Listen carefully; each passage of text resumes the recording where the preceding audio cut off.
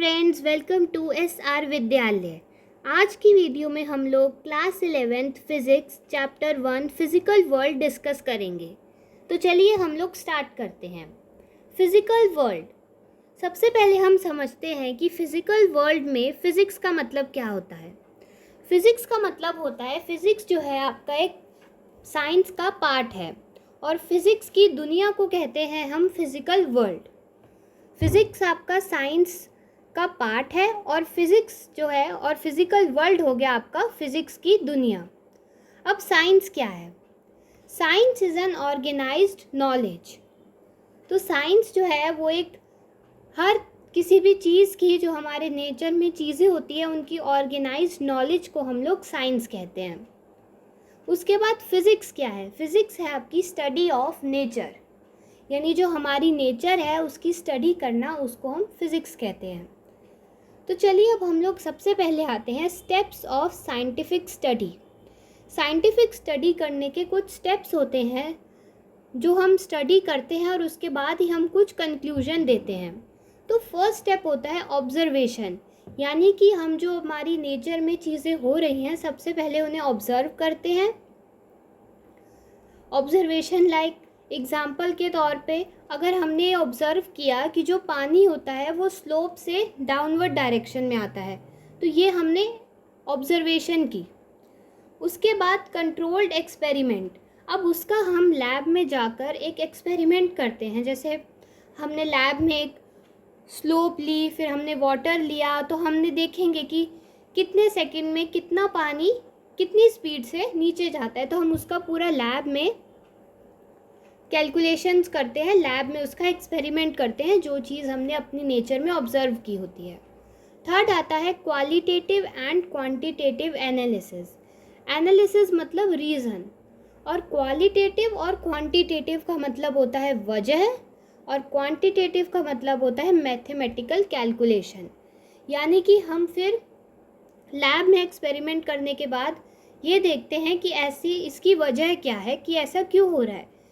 अब पानी जो है स्लोप से नीचे गिरता है क्योंकि ग्रेविटेशनल फोर्स होता है, और फिर हम उसकी मैथमेटिकल कैलकुलेशन करते हैं, यानी कि इतना लीटर पानी इतनी स्लोप पर इतने टाइम में नीचे पहुंच जाता है।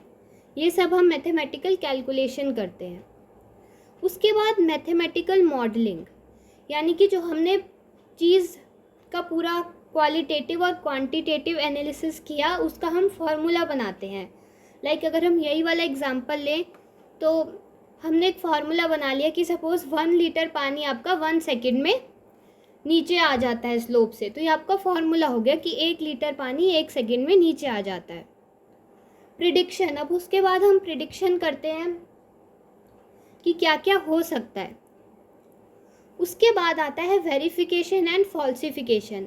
अब हमने जो सारी चीज़ें की हैं उनका हम वेरीफाई करते हैं, और अगर वो वेरीफाई हो जाता है, यानी जो भी हमने चीज़ें की वो अगर वेरीफाई हो जाती है तो ठीक है, वरना फिर वो फॉल्सिफिकेशन आ जाता है, यानी कि हमारा जो ऑब्जर्वेशन थी वो सब हमारी गलत हो गई, यानी इन पांचों में से हमारा कोई एक स्टेप जो था वो गलत हो गया, इसलिए हमारा फॉल्सिफिकेशन आ गया।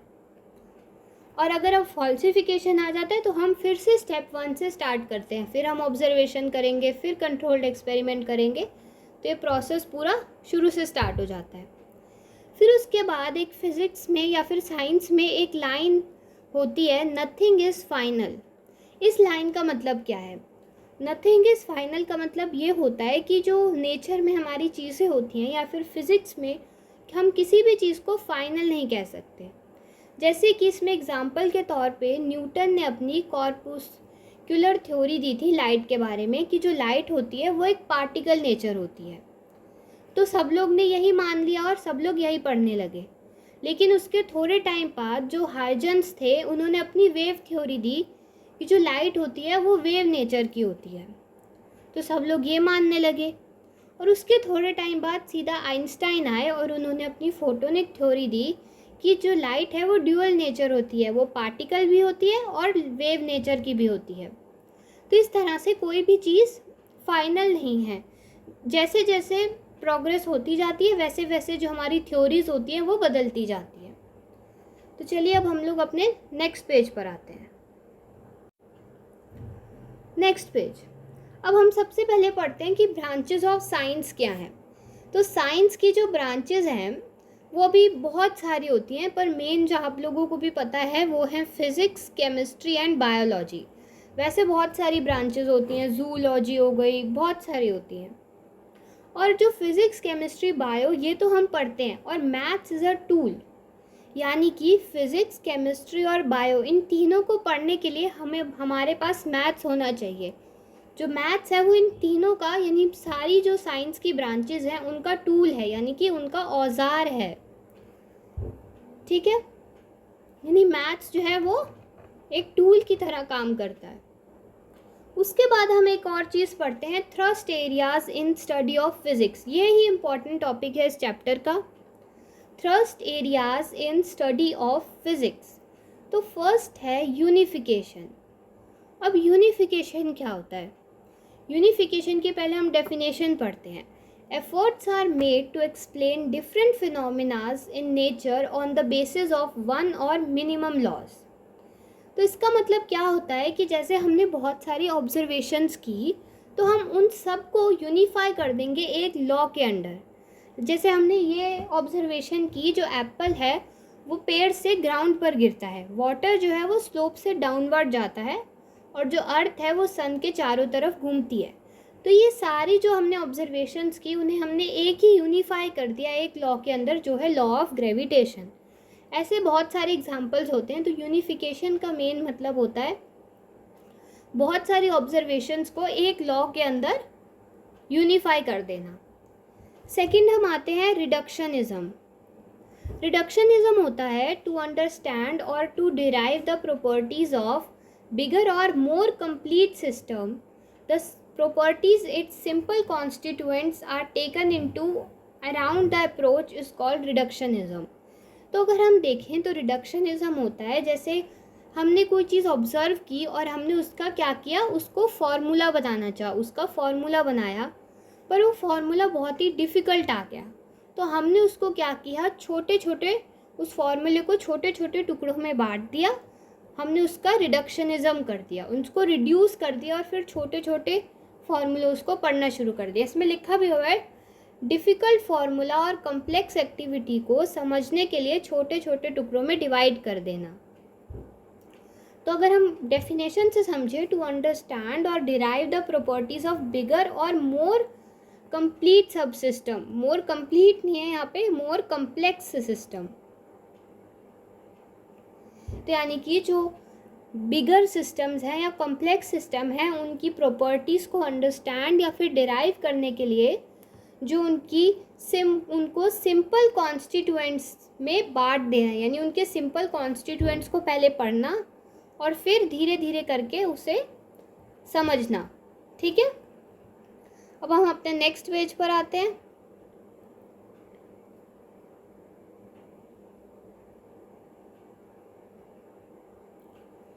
सो इसमें आपको दिया हुआ है साइज इन फिजिक्स, यानी फिजिक्स में हमारे पास जो है बहुत सारी साइजेस हैं। तो हमारे पास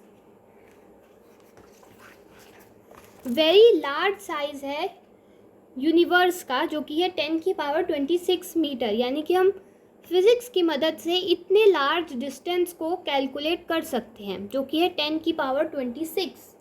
और एक सबसे छोटा जो है हमारे पास वो है 10⁻⁻15 मीटर, यानी कि साइज़ ऑफ इलेक्ट्रॉन। यानी कि फिज़िक्स का जो स्कोप है वो यहाँ से लेकर यहाँ तक है, यानी कि 10⁻⁻15 से लेकर 10⁻⁻26 तक है। यानी कि हम फिज़िक्स की मदद से इतने छोटे से साइज़ से लेकर इतने बड़े साइज़ तक मेजरमेंट कर सकते हैं। उसके बाद आता है डोमेन ऑफ फिज़िक्स। अब डोमेन ऑफ फिज़िक्स क्या है? डोमेन ऑफ फिज़िक्स होता है कि किस किस टाइप के जो हमारे पास एलिमेंट्स हैं और उनके लिए हमारे पास क्या क्या इंस्ट्रूमेंट्स हैं। लाइक मैक्रोस्कोपिक वो एलिमेंट्स होते हैं जिन्हें हम आइज से देख सकते हैं, जिन्हें हम आँखों से देख सकते हैं। मेसोस्कोपिक होते हैं, पहले मेसोस्कोपिक छोड़ो, माइक्रोस्कोपिक पर आओ। माइक्रोस्कोपिक वो होते हैं जिन्हें हम माइक्रोस्कोप की मदद से देख सकते हैं। और मेसोस्कोपिक वो होते हैं जो बीच के होते हैं, जो हम ढंग से, मतलब वो हमें थोड़े थोड़े जिसकी आंखें बहुत तेज़ होंगी उन्हें तो आँखों से दिख जाएंगे, और जिनकी थोड़ी वीक होगी उन्हें माइक्रोस्कोप का इस्तेमाल करना पड़ेगा, वो होते हैं मेसोस्कोपिक।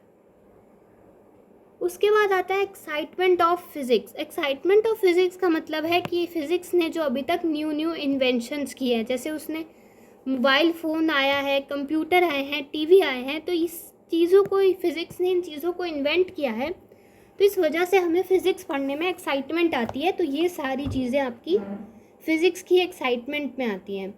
जैसे कि अब एआई और रोबोट जो है वो फ्यूचर में फ़िज़िक्स जो है इन्वेंट करने वाला है। उसके बाद हम आते हैं कि relation of physics with other branches of science. अब फिज़िक्स का साइंस की अदर ब्रांचेस के साथ क्या रिलेशन है।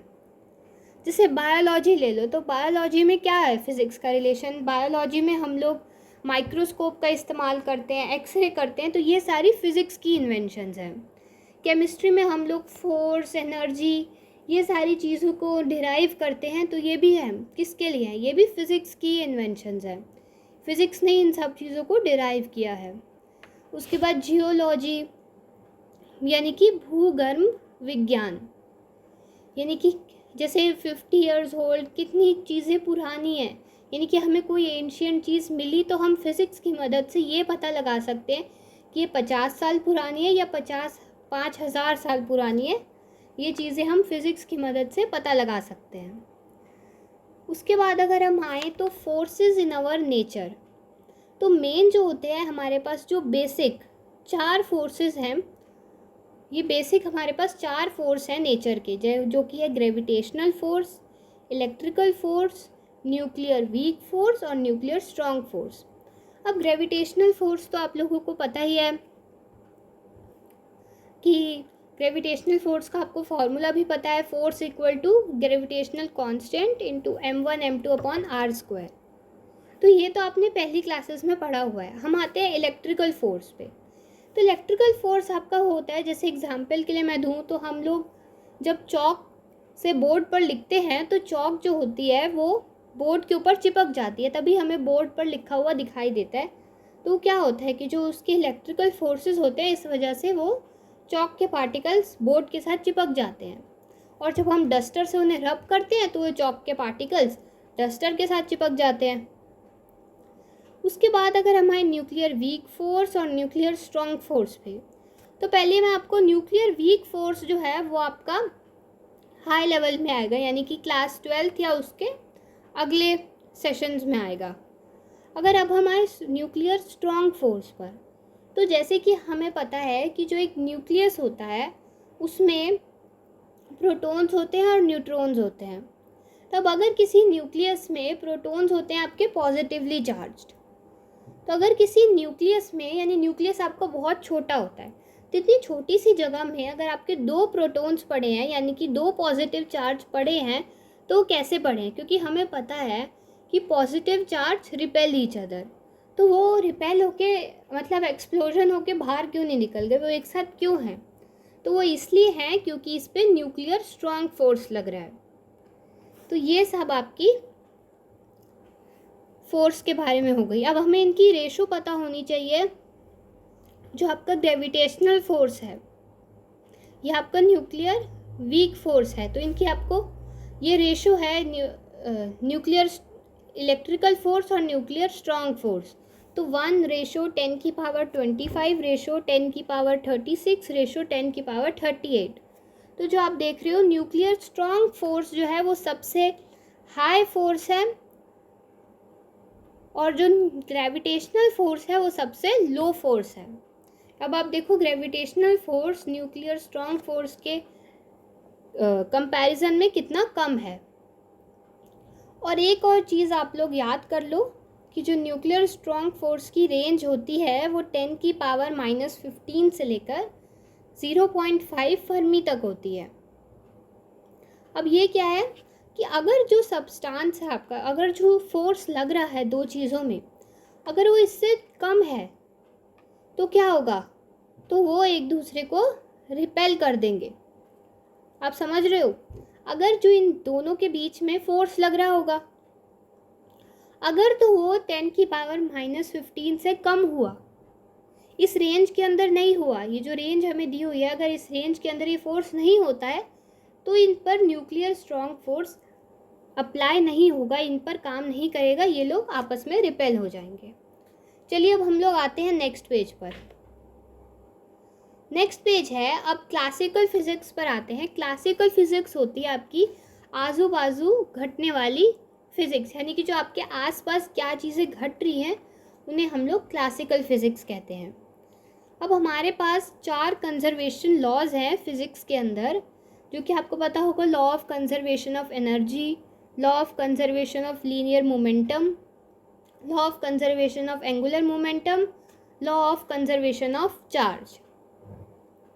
तब हम अपने नेक्स्ट टॉपिक पर आते हैं, आइसोलेटेड सिस्टम।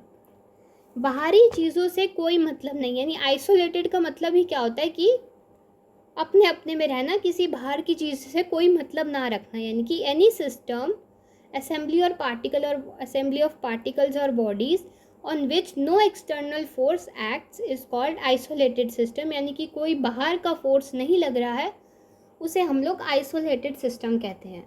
तो thank you so much, please subscribe to our channel and press the like button and share it with your friends. Thank you so much.